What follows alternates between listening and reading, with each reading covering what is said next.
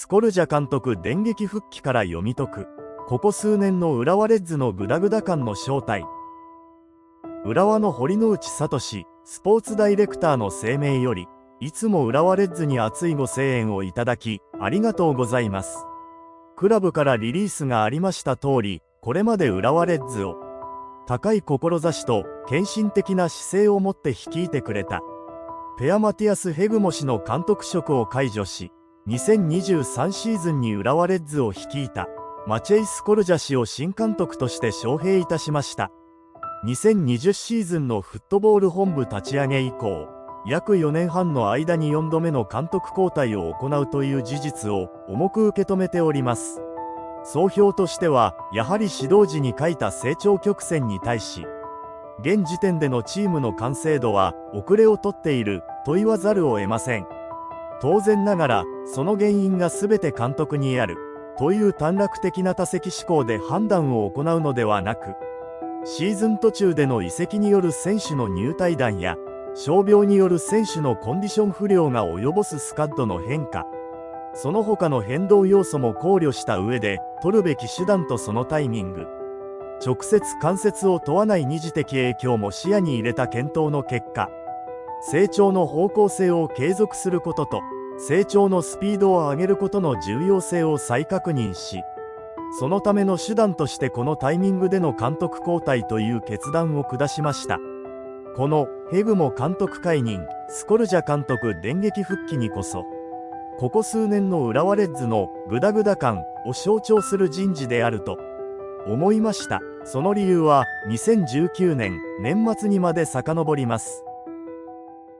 フットボール本部の設立と3年計画。2019年12月12日、浦和レッズは2020シーズン新強化体制記者会見を開き、監督、選手、スタッフの編成及び他クラブとの交渉など、強化全般に携わるスポーツダイレクター SD、その SD の補佐役で選手のスカウティング、リストアップを行うテクニカルダイレクター TD の設置、そこに新設された経営面から強化部門を見る本部長を加えた。フットボール本部の設立を発表した。スポーツダイレクターに現役時代ゴールキーパーとしてリーグ通算134試合に出場。引退した1年から浦和レッズキーパーコーチに就任。山岸範弘、都築龍太、西川周作らなキーパーを育てた土田久志氏。テクニカルダイレクターはリーグ通算134試合に出場した西野勉氏。戸狩本部長は選手引退後、営業部、広報部等浦和のフロントで30年近くクラブを裏方として支えてきた人物。浦和の純血主義で揃えた布陣であった。その会見では浦和レッズ3カ年計画を発表。翌21年を飛躍の年とし、22年でリーグ優勝、23年優勝争いあるいはリーグ連覇を狙う。継続的かつ安定的に好成績を上げるチーム作りを目標に掲げた。だが結論から言えばこの目標は達成されず、立花代表は23年1月末で社長を退任。取締役社長付きとしてクラブには残る。岸田 SD は2020年11月より病気療養、2023年12月退任。西野 TD は24年6月に退団、横浜 F マリノスへ電撃移籍。フットボール本部の人員はわずか3年で崩壊した。フットボール本部内部で行われていたこと。このフットボール本部発足時から浦和サポから送られる視線は実に冷ややかなものであった。まず監督、当時の浦和レッズの監督といえば暫定監督以外はトップレベルでの監督経験がなかった大月監督。まだこの時は監督としての経験が浅い組長は、常にトップを狙わなければならない浦和の3カ年計画を担うにふさわしい人物であったか。20年当初の頃を考えれば甚だ疑問である。さらに問題は目標の内容。21年を飛躍の年とし、とあるが前述の通り興行収入、動員数ともにリーグトップを誇る浦和レッズはトップを狙わなければならないクラブである。この3カ年計画に対するサポーターの回答は3連覇、それが浦和の3年計画、これである。最初から何かがずれていた。このシーズンは10位に沈む。そしてそのずれはさらに広がってゆく。当初浦和が大月監督の後任として考えていたのは長期ジ監督現京都だと言われている。だがパワハラ騒動の余韻も残る中、監督招聘を断念。そして20年11月20日、クラブは土田 SD の休養を発表した。フットボール本部発足1年で早くもトップの SD、そして監督が不在となってしまった。ここで第2候補がいればよかったのだが、それを定めるべき SD は不在。最終的に招聘したのがリカルド・ロドリゲス監督であった。リカルド監督就任1年目、飛躍の年となるはずだった21年は勝ち点63の6位。優勝した川崎との勝ち点差はなんと29。この年の川崎が強すぎたのもあるが、果たして飛躍の年となったのであろうか。そして今度こそ目標がリーグ優勝であった22年、最終順位は9位。ここでリカルド・ロドリゲス監督は退任となった。2022年11月10日に来季からの就任が発表されたのがマチェイ・スコルジャ監督。この就任の交渉を行ったのが堀之内聡フットボール本部部長である。23年シーズン、スコルジャ監督は ACL 優勝、リーグ4位、ルヴァン杯準優勝という結果を残すが、このシーズンをもって監督を退任。スコルジャ監督の招聘に当たったのが堀之内氏ということを頭の隅に置いておいて、24年ペアマティアス・ヘグモ監督が西野 TD 主導で就任する。しかし西野前 TD は J1 横浜 F マリノスの引き抜きに遭い、シーズン中の6月末に異例の退社。成績が伸び悩み後ろ盾を失ったヘグモ監督を8月にあっさり解任。4月にスポーツダイレクターに就任した堀之内 SD 肝入り人事でマチェイ・スコルジャ氏が再登板となった。お分かりだろうか。本来強化の先頭に立って進めていかなければならなかった土田 SD の休養。その後一度復帰はしているが、本来その SD の補佐的な立場であったはずが、強化の大部分を担うことになった西野 TD、さらにその下であるはずの堀之内フットボール本部部長が中心となって招聘し、一定の成果を残したスコルジャ監督。組織の序列がめちゃくちゃなのである。本来はこうあるべきなのに、表に出てくる人がコロコロ変わっている。会社組織というものは権限を含む上下関係がしっかり定められていないと簡単に破綻する。そしてそれらが破綻した組織に上役は居づらくなる。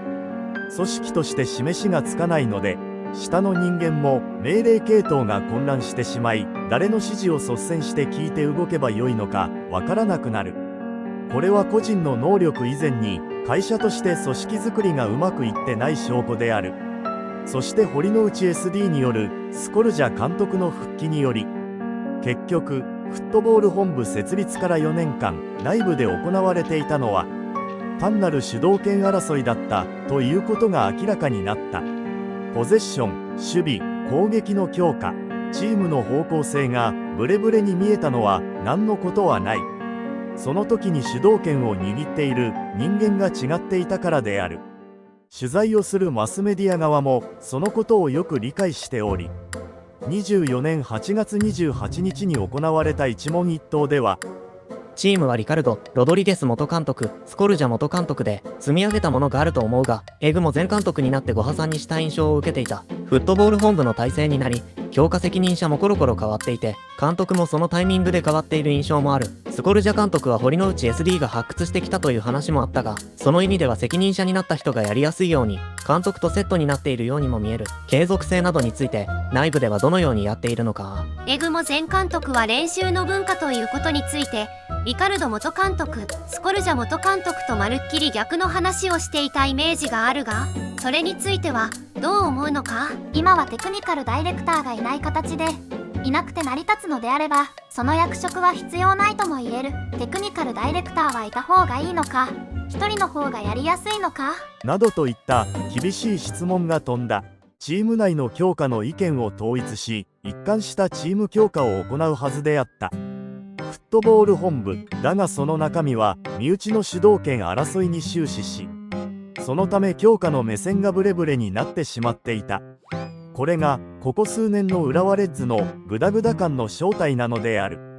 主導権を争う相手は去り、堀之内体制で強いレッズを取り戻すことができるのか。とりあえず頑張れスコルジャ監督。フッ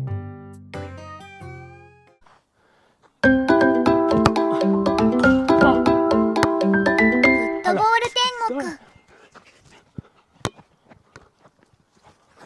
頑張れスコルジャ監督。よし、約半年ぶり ACL 開幕直前の監督復帰だが、逆に言えば半年しか経ってないからチームもそう変わってはいないだろう。 ACL 優勝組を中心にチームを立て直すぞ。アレクサンダー・ショルツ、移籍しました。酒井宏樹、移籍しました。秋元貴弘、移籍しました。伊藤敦樹、移籍しました。岩尾健、移籍しました。岩波拓也、移籍しました。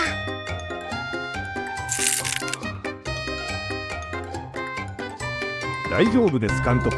私が新しく補強した選手がたくさんいます。特に左サイドなんて注目選手だらけですよ。ドリブル大好きマン1号とドリブル大好きマン2号、どっちがいいですか？いや、そういうことではなくて。じゃあ3号。だからそういうことじゃなくて。これ以上の補強なんて無理っすよ。移籍期間終わっちゃったんで、この戦力でお願いします。じゃあおう、カンテ、ヒゲ、剃ったのか、これから頼むぞ。自分サンタナッス。心臓、チームのまとめを頼むぞ。さすがに年も年なんで今期で引退しますわ。そうか。どうしてこんなになるまで放っておいたんですか。頑張れスコルジャ監督。 SNS の反応。エグモさん、解任はないって。またブスバルトにやってもらえよ。スコルジャは家庭の事情&ユーロ終了後にポーランド代表監督就任濃厚で1年で退任って言われていたが、結局浦和フロント内部の派閥争いで辞めさせられてたが真相だったのか。なんかスコルジャのせいにしてたけど、結局派閥争いなんだろう。スコルジャは辞めた時に再び浦和に戻ってくるのが目標とか言って匂わせてたんだよな。最初から公認に決まってて前倒したのか。新体制でマリノスみたいに連勝しだすかもしれんやん。主力を簡単に放出する割に予算がないわけじゃないのに、それに代わる的確な後釜を補強できずが続いてるのがなんともね。フロント全体に危機感とか薄い印象。補強した選手がことごとく失敗するという選手の墓場と化してるのが浦和。アラブ並みにこらえ性のないフロントで笑った。川崎、前半と後半で監督変わっとるやないかい。数年後、大宮レッドブルと立場逆転する光景が見られそう。まだ天皇杯は負けてなかったろ。解任は早すぎるな。相変わらず迷走してるな。何がしてんだこのチームは。